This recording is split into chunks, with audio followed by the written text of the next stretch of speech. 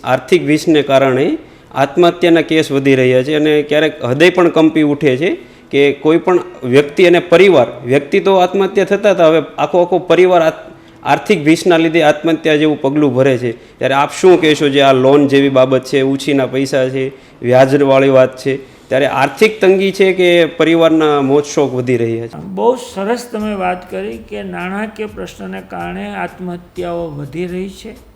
આત્મહત્યાઓની ચિંતા કરતાં નાણાં માટે થઈને જે ગુનાખોરી વધી રહી છે એ કદાચ સમાજ બરબાદીના માર્ગે છે.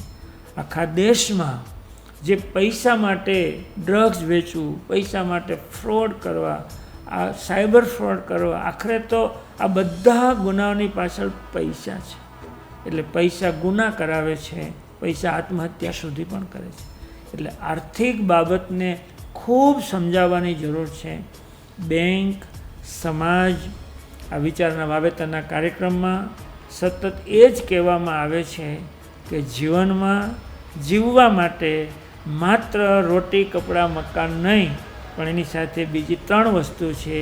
એ છે હેલ્થ, વેલ્થ અને હેપીનેસ. આ 3ને કારણે માણસ આત્મહત્યા કરે છે. હેલ્થ ન હોય તો થાકીને મરે છે માણસ, વેલ્થ ન હોય તો નાણાકીય બોજામાં દબાઈને પછી મરે છે માણસ, અને હેપીનેસ નથી એટલે પૈસાય છે, હેલ્થય છે, અને છતાં માણસ મરે છે કારણ કે મનની સમજણ નથી.